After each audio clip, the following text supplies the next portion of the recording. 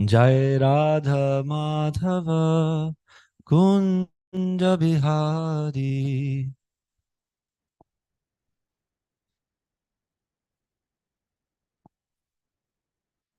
Gopi Janavalabha Girivaradari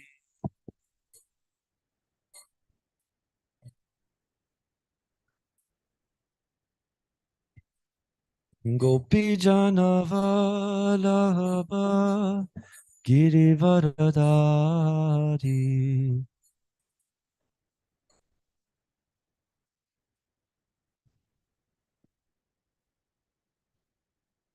Yashodanandana Bhajajanaranjana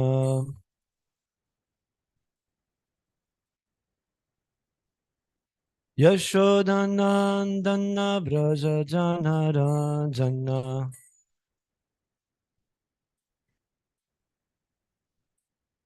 Yamunatira Vanachari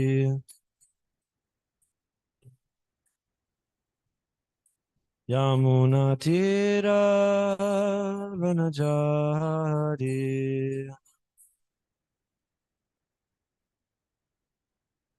Jaya Radha Madhava Kunja Bihari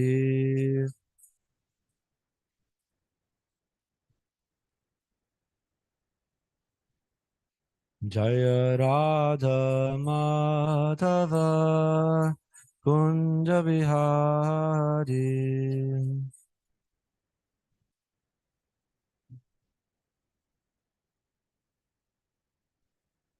Gopi Chanavalabha Girivaradari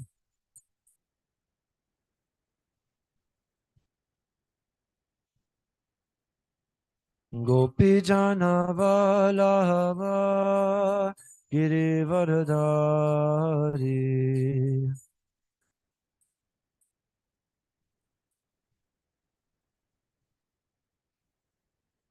Yashodanandana Braja Chanarajana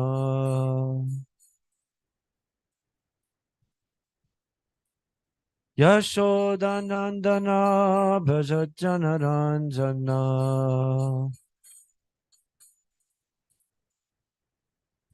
Yamuna Tira Vanachari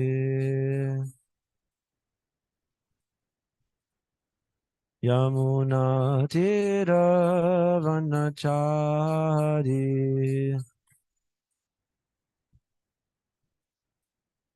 Jaya Radha Madhava Kunja Bihari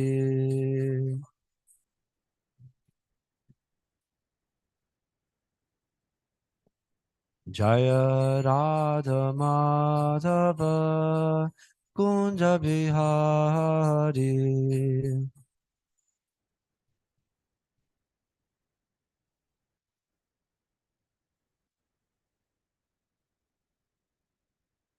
Om Namo Bhagavate Vasudevaya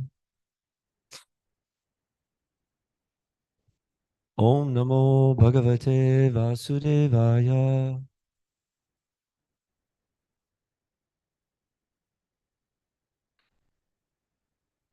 Om Namo Bhagavate Vasudevaya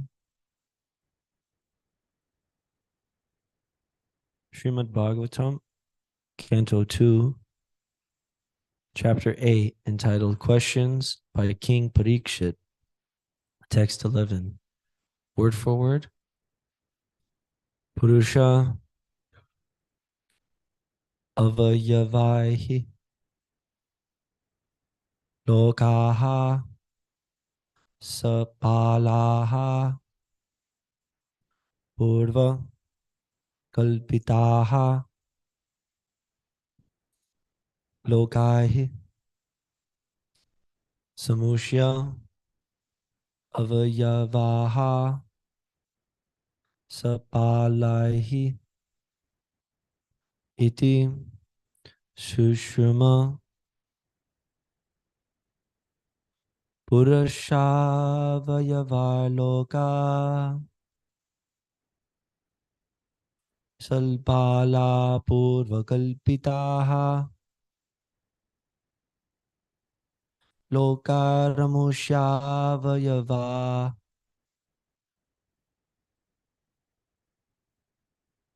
Sapalar iti Shushushuma Shushuma Purushavayavaloka Sapala Purvakalpitaha Lokar Amushyava Vayava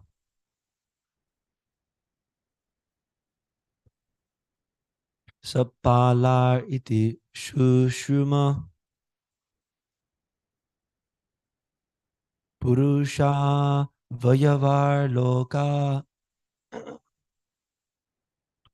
Sapala Purvakalpitaha Lokar Amushya Lokar Amushya Vayava Sapalar iti Shushuma using the same meter.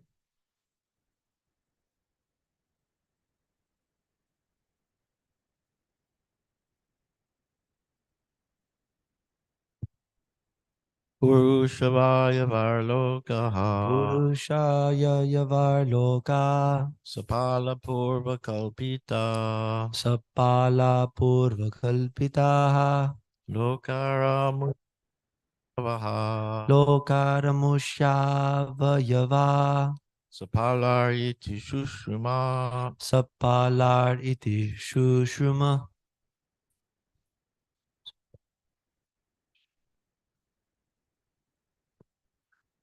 Purushavaya Verlokaha Purusha Vayavarloka Sapala Purvakalpitaha Sapala Purvakalpitaha Loker Amusyava Loker Amusyavayavaha Lokaramushya Vayava Sapaler iti Shushruma Sapalar iti Shushuma Purushava Yavaloka Purusha Vayavarloka Sapala Puva Kalpitaha Sapala Purvakalpitaha Lokar Amushava Yava Lokaramushya Vayava Sapalar iti Shushruma Sapalar iti Shushuma Purushavaya Varloka Purusha Vayavarloka Sapala Purvakalpitaha Sapala Purvakalpitaha Lokar Amushya Vayava Lokaramushya Vayava Sapalar iti Shushuma Sapalar iti Shushuma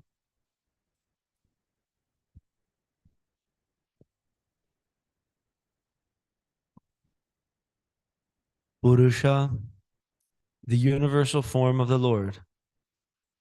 Virat Purusha. Avayavaihi. By different parts of the body. Lokaha. The planetary system. Sapalaha. With respective governors. Purva. Formerly. Kalpitaha. Discussed. Lokahi. By the different planetary systems. Amushya. His. Avayavaha. Different parts of the body. sapalaihi, with the governors. Iti, thus. Shruma, I heard. Translation. O learned Brahmana, it was formerly explained that all the planets of the universe with their respective governors are situated in the different parts of the gigantic body of the Virat Purusha. I have also heard that the different planetary systems are supposed to be in the gigantic body of the Virat Purusha. But what is their actual position? Will you please explain that? Text 12. We can chant it together. Yavan kalpo vikalpo va yatha kalo numiyate bhuta bhavya bhavach chabdha ayurmanam chayat sataha. Translation. Oh, also please explain the duration of time between creation and annihilation and that of other subsidiary creations, as well as the nature of time indicated by the sound of past, present, and future. Also, please explain the duration and measurement of life of the different living beings, known as the demigods, the human beings, etc., in different planets of the universe. Purport. Past, present, and future are different features of time to indicate the duration of life for the universe and all its paraphernalia, including the different living beings in different planets. Text 13. Sanskrit in unison. Kalasya nugatir yatu lakshyate dvi brihatyapi yavataya karma gatayo yadrishir dvijasattama. Translation. O purest of the Brahmanas, please also explain the cause of the different durations of time, both short and long, as well as the beginning of time following the course of action. Text 14.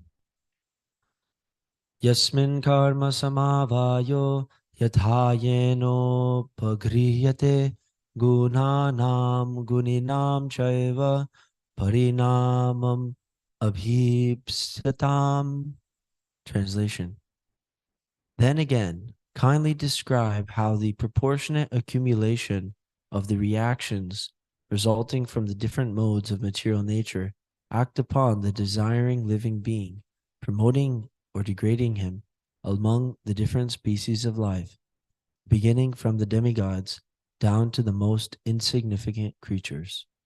Purport.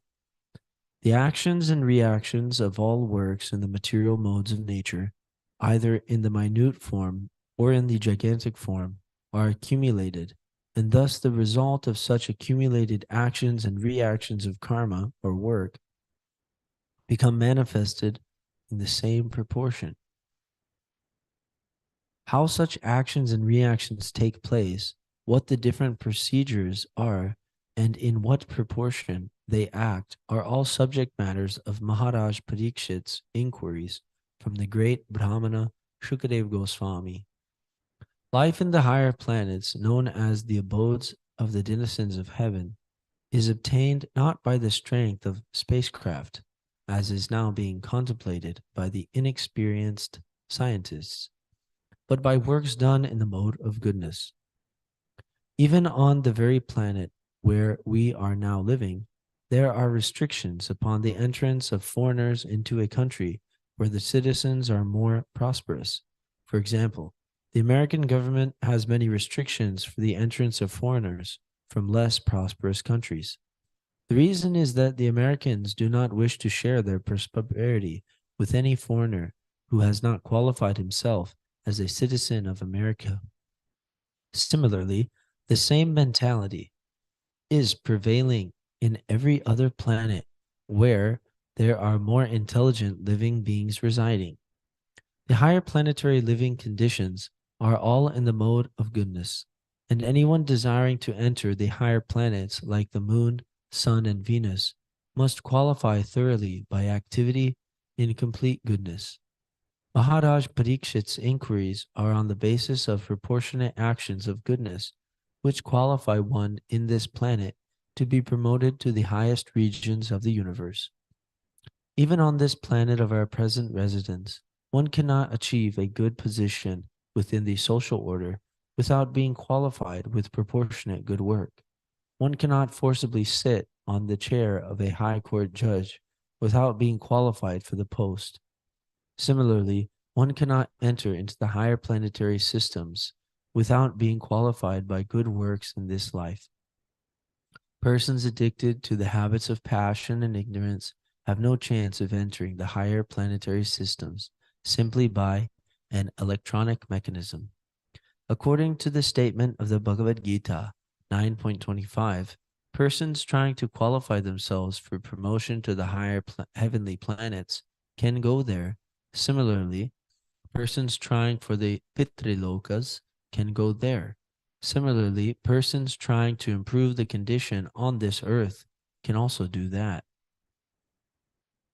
And persons who are engaged in going back home, back to Godhead, can achieve that result. The various actions and reactions of work in the mode of goodness are generally known as pious work with devotional service, culture of knowledge with devotional service, mystic powers with devotional service, and at last, devotional service unmixed with any other varieties of goodness. This unmixed devotional service is transcendental and is called Parabhakti. It alone can promote a person to the transcendental kingdom of God. Such a transcendental kingdom is not a myth, but is as factual as the moon. One must have transcendental qualities to understand the kingdom of God and God himself. Okay, so we started from 11, and Maharaj Parikshit is continuing his inquiries. He's been asking questions and making statements also for the past few verses, pretty much since the beginning of this, since text 1 of this chapter. And he's asking about how the universe is actually working. Who are the demigods? What is time? What is the position of the different planets in the universe? How does this relate to your universal form, which I have heard of before, called the Virat Purusha, gigantic body? He asked, what is the duration of time between creation and annihilation?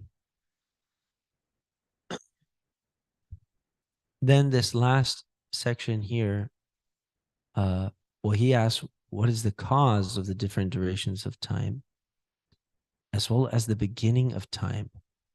Then he says, okay, now tell me about this reactions.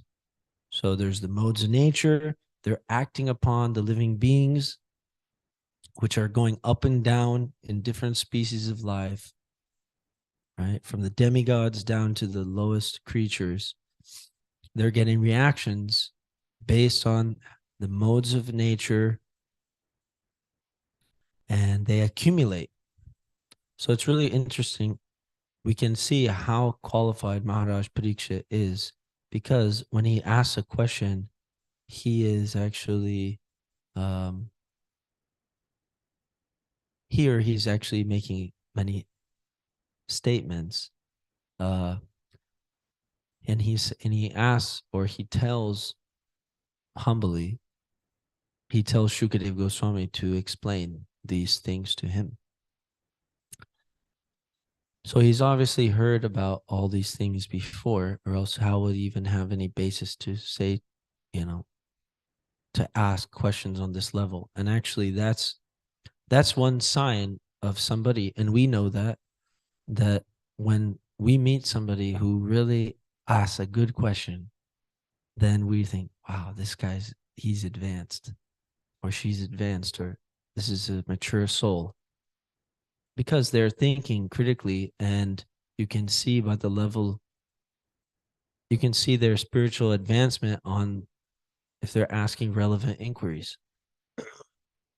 So now one can say, okay, why is Maharaj Parikshit, he's about to die and he's asking how the whole universe works? Isn't he about to leave the universe? You know, isn't he gonna be done with this whole thing? Many people,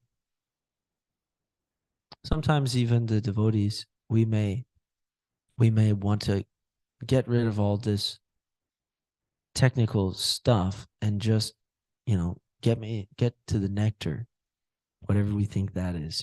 We have some idea where the nectar's at.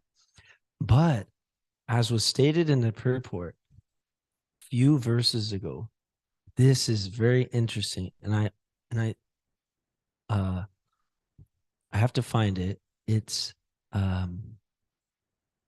where is it? It's stated that somebody or the devotee of the Lord is very anxious to hear about here it is. Okay. So if you can find it, it's text 7 here in the purport. It says, Maharaj Parikshit, being a typical devotee, is not only satisfied by confirming the importance of hearing the Srimad Bhagavatam from the representative of Brahmaji by disciplic succession, but he is still more anxious to establish the philosophical basis of Srimad Bhagavatam.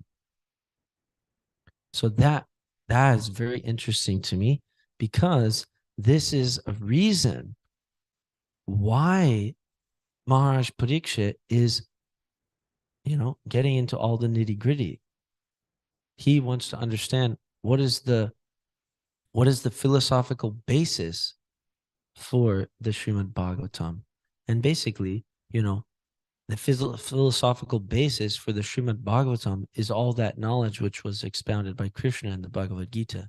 And Prabhupada oftentimes said that Bhagavad Gita is the ABCs. And it's the essence of the Upanishads. Gita Upanishad, it's the essence of the Vedas. So all the philosophical works, the Upanishads and all of that, are actually very precisely exacted. The science is exacted in the Gita Upanishad, or the Bhagavad Gita.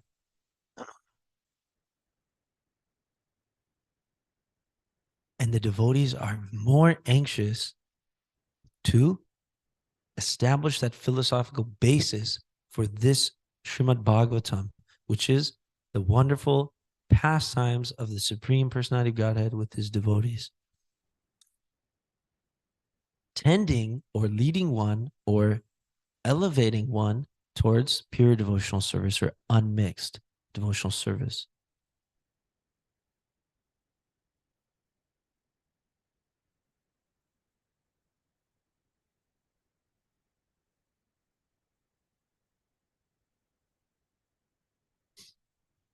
So this Bhagavad Gita, or this science of how the universe is working and all these things, this wasn't described in detail in the Bhagavad Gita, but Krishna does mention that there is this world, right, which is made out of the modes of nature.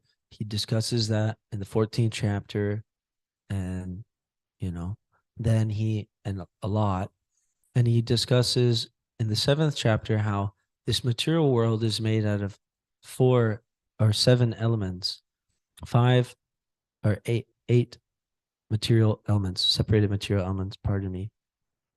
Bhumir apo nalo vayu kangmano buddhir evacha ahankara vimudhatma kartaham. Oh, I'm mixing it up. Bina prakriti rashtadha. Sorry about that. So these are his separated prakriti, right? Bhumir apo nalo vayu kangmano buddhir evacha. So that's the 8. Earth, water, fire, air, ether, which means space, and then mind, intelligence, and false ego, ahankar. So these are his separated material energies.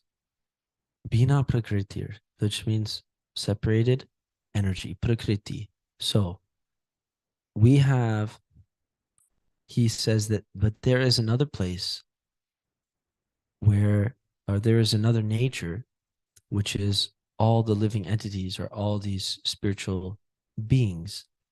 And then he also describes how there is an abode which is beyond this material world, which is not illumined by the sun or the moon. Nashanko Napavaka, that place doesn't require any light from the outside, just like this whole world is completely dark. And it's really interesting is that, you know, sometimes we can experience how dark it is on this little rock. And by going in a very dark place, but pretty much in our modern day, we're always surrounded by light. Practically speaking, we're never actually in the dark. And this is a symptom of this artificial age that, you know, practically speaking, we're so in illusion, we can never even realize that, you know, we're in the dark. By our mechanisms and our technology and everything, we create a world which is completely ignorant to this fact that actually we're in complete darkness without the mercy of the Lord. And we, you know, all of our gadgets and our technology and our power lines and everything like that are convincing us that, you know, we don't have anybody to rely on, which is not logical, even from that level, because then you say, well, you're relying on the power company. But, you know, anyway, so there's a different place. There's a spiritual world. But here in the Srimad Bhagavatam, Maharaj Pariksha is asking Shukadeva Goswami, and he's been cursed to die at 7 days, and this is what he's asking about. So we have to give it time, and we have to think about why it's important. And yesterday, I went with His Holiness Dhanava Goswami to visit His Grace Rochandev Prabhu in the hospital. And Rochandev Prabhu has some pneumonia, and but he's very staunch because he was asking about the Bhagavatam. You know, he was supposed to give class on Tuesday and he was meditating on it and everything. Saying, yeah, Maharaj Parikshit is asking questions about, you know, the universe and so many things he was sharing with us, even though he could hardly breathe. He was on the hospital bed. But and then Rochandev was saying that he was wondering if Gornitai are being taken care of nicely. And then he had some beads and he was chanting on his beads. So we can see that he's very staunch and he's doing pretty good despite his condition. So when we went there, after Rochandev was bringing up some topics of the Bhagavatam from this chapter, the questions of King Parikshit, then Maharaj made a comment, His Holiness Dhanava Goswami, that it's essential that we spill the beans on how this whole universe is actually working. Because if we don't, then we'll just chalk it up to no God, you know? There's no one in control of this thing. Any logical person who understands the complexities of this universe, right? If they actually take some time to think about it, then they'll understand it's completely crazy to think there's nobody in control. Actually, we have zero evidence of any design, any organization, any systematic production or systematic, you know, object or event or anything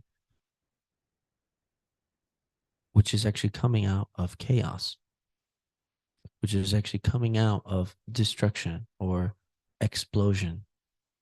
So that's the scientists' whole thing. And it's unfortunate because all the ignorant persons in this material world were getting duped to buy into a system which is the underlying current is there's nobody in control of this. You make your destiny. You make your future. You're the controller of the results that happen in your life. You work for it, you can make it happen. If you build a spaceship, if you give me billions of dollars, I'll build a spaceship and I'll take you to the moon on vacation. You know, we can do it together. You know, so we're being duped because we're not asking questions, because we're not sincere. And that's the main thing, is that if we want to stay in illusion, Krishna, it hurts his feelings, but he allows us to do that if we want to. So devotional service is the process of turning our face back towards the Lord. And it begins with understanding how all these things are working, how this universe is working, time, karma, all these things. So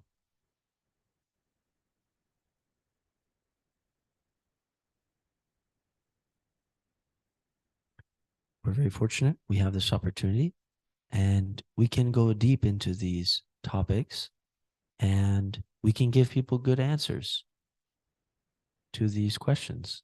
And anybody who's really scientific, you know, we have knowledge which is outside of the range of our sensual perception. We have something which is outside of their capabilities to actually, you know, obtain.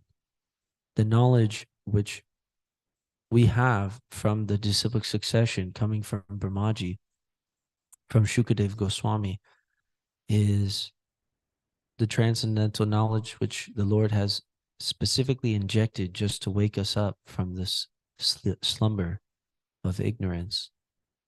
So we have a very nice gift to share with the world. So we want to, actually, there's this topic here that actions and reactions. So this is actually because we can do something about our situation. That is actually the reason to engage in Krishna consciousness. Like, our philosophy is do something about it. You know, you're suffering, do something about it. Don't do something which just you ignore the fact, you try to hide the suffering through ignorance and go down. Don't try to make this place perfect in the mode of passion and stay here on this earth planet. Don't try to get out of here by doing good works and go to heaven. Do transcendental activities as prescribed by the disciplic succession, by the spiritual master and the scriptures and the saints, and get out of here altogether and take everyone with you. So develop unmixed devotional service and go back to Godhead. So that's the whole point of this movement, is we want to make as many pure devotees as possible. We strive, we engage in our sadhana, and we preach this message for our self-purification. We're working to make other pure devotees. And on the way, maybe they'll save us too. So those are some points for me. Thank you very much for your kind attention. Hare Krishna. So would anyone like to share something?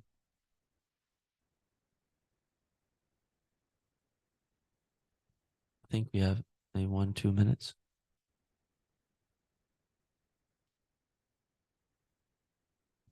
Any reflection? Anything that you heard which was... Yes.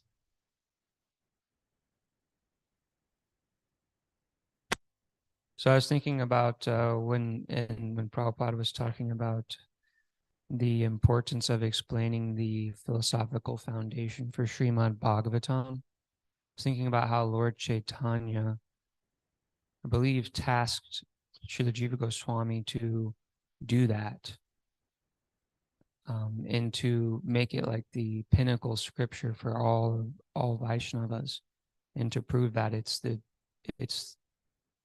best. Srimad Bhagavatam's the best. So I was just thinking about that. One thought I had. Thanks. Yeah, he has the Sandarbhas where he does that. So, yeah, we don't have to, there's so much for us to share. I was talking with Maharaj yesterday, and he was reminding me that usually Lord Chaitanya wouldn't discuss philosophy with just anybody on the street, you know. He would try to get everyone to chant Hare Krishna and dance and take prasadam. And that's really nice and that's really easy. But for us, or for those who have kind of we're haunted by the ghost of, you know, a higher taste in relation to Krishna. And the spiritual master has kind of caught us in the net of his instructions.